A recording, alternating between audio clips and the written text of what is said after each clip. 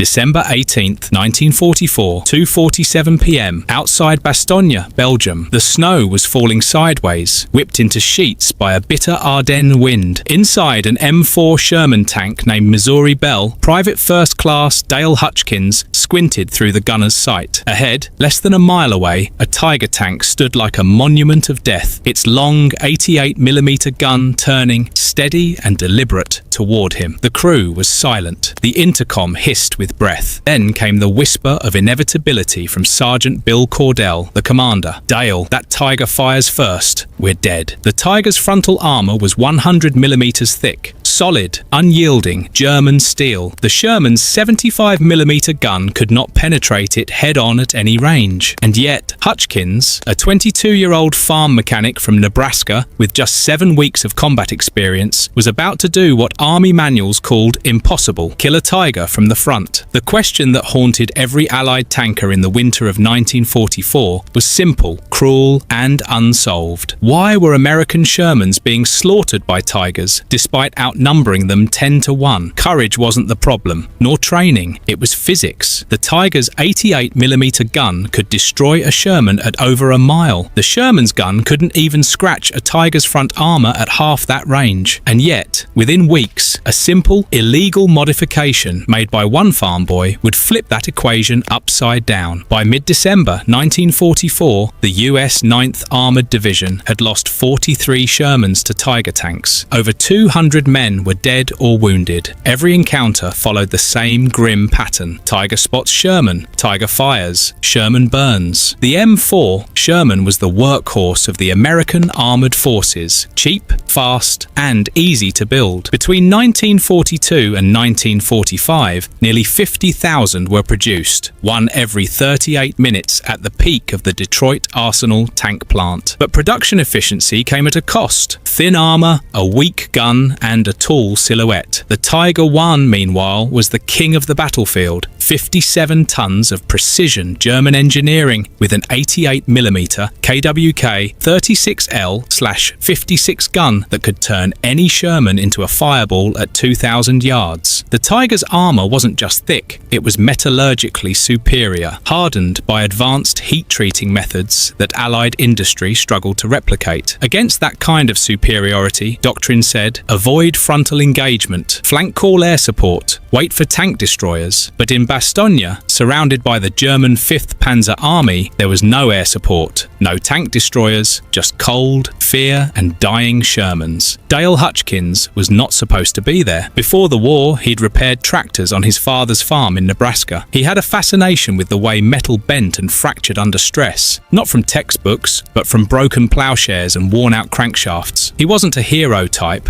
not loud, not reckless, but he was observant. And after watching tank after tank burn, he started thinking, not like a soldier, but like a mechanic. On December 16th, while performing maintenance in sub-zero temperatures, Hutchkins noticed a pattern. Every time his gunner missed a Tiger, they had no way of knowing exactly where the round landed. The Sherman's gun sight lacked micro-adjustment markings. Each shot was guesswork. He thought about his father's welding torch, how heat revealed weakness in steel, and then, in a flash of inspiration, he realized something. If you could see exactly where your shell hit and adjust quickly, you could land multiple shots in the same spot. Repeated stress, fracture, penetration. That night, under the dim flicker of a generator, Hutchkins salvaged 4 lengths of baling wire from a supply crate. He welded them in a cross pattern around the Sherman's gun mantlet, upper left, upper right, lower left, and lower right. When the gun fired, the muzzle flash would briefly illuminate the wires, creating a glowing frame through which the gunner could track impact points and adjust precisely. A field-made reference grid. It was ingenious. It was illegal. Regulations strictly forbade any unauthorized modification to combat vehicles. Punishment, up to 5 years in military prison. But Hutchkins didn't care. He wasn't trying to rewrite doctrine. He was trying to survive. At dawn, Sergeant Cordell and Corporal Samuel Blake, the gunner, discovered the modification. Cordell frowned. "You welded wire to my tank?" "Not to it," Hutchkins replied. "For it." He explained his theory. 3 shots in the same spot could fracture even Tiger armor. Cordell hesitated. Then, with a wry grin, "Fine, Nebraska, we'll try your farmer science." At 2:47 p.m., outside Bastogne, they got their chance. A tiger emerged across a field, 1,400 yards out. Blake fired. The round struck high and right. The wire frame glowed red for a split second. He corrected, fired again, hit low left. The third shot, same aim point, penetrated. The tiger stopped. Smoke rose from its turret. It was the first recorded frontal kill by a Sherman against a tiger. Minutes later, they repeated it on another tiger. 2 kills, 0 losses. The stupid wire trick worked. By December 20th, 14 Shermans in the 9th Armoured Division had copied the modification. Accuracy in follow-up shots improved dramatically. Engagement times dropped by more than half. One crewman later wrote in his diary, "We started calling it the farmer's grid. If you didn't have it, you were naked." In the next major engagement near Bastogne, the division's Shermans destroyed 8 Tigers while losing only 2 tanks. The ratio flipped. A battlefield miracle, achieved not through engineering, but improvisation. By early January 1945, over 60 Shermans in the 3rd Army had installed the wire grid. On January 8th, Lieutenant Colonel Creighton Abrams, then commander of the 37th Tank Battalion, personally inspected the modified tanks. Abrams was a realist. He'd lost men to Tigers. When he saw the results, he ordered the modification standardized across his battalion and promoted Hutchkins on the spot. He said simply, "You can't teach courage, but you can weld, genius." The irony of Hutchkins' invention was that it solved a problem billions of dollars of American industry had failed to address. Factories in Detroit and Lima could build tanks faster than anyone in history, 2,000 Shermans a month at peak output. But speed was no substitute for precision. The Germans built fewer tanks, only about 1,350 Tigers total, yet each one was a masterpiece of over-engineering. The Allies compensated with numbers, coordination and air power, but not fire control innovation. What Hutchkins did in a frozen Belgian field was bridge that gap. He gave the Sherman what it had always lacked: feedback. With his wire grid, gunners could correct aim by inches, not guesses. 3 shots became a calculated process rather than blind hope. It turned the Sherman from prey into a hunter. By February 1945, the modification had spread across multiple divisions. Reports credited it with reversing tiger kill ratios across Western Europe. In March, General George S. Patton himself, commander of the 3rd Army, inspected the system. He ordered its installation on all operational Shermans. By April 1945, over 800 tanks carried the wire grid. The US Ordnance Department later studied the design and validated its effectiveness. But when the paperwork came through, something was missing. The official documentation credited field modifications by unit maintenance personnel, erasing the man who'd made it all possible. Lieutenant Colonel Abrams protested, but the bureaucracy buried his report. When Hutchkins learned of it, he reportedly said, "Names don't stop shells. Steel does. That's enough." The wire trick did more than save Sherman crews. It proved that innovation isn't born in laboratories or command tents. It's born in desperation. Every inch of that frozen battlefield around Bastogne was a graveyard of doctrine. What survived wasn't the official strategy, but the mind of a Nebraska farm boy who understood that even the hardest steel breaks under repeated stress. By war's end, the US Army had destroyed more German tanks than any other Allied force. But buried beneath those statistics lies the quiet ingenuity of men like Hutchkins, the ones who welded survival into the machine. When the war ended, Dale Hutchkins returned to Nebraska. He went back to fixing tractors. No medals, no headlines, but every time he struck a glowing bead of weld, he must have remembered that day outside Bastogne, when a few scraps of wire turned a losing battle into legend. Because sometimes the smartest ideas look stupid until they save your life. Subscribe for more untold stories of ingenuity, courage, and forgotten heroes of World War II.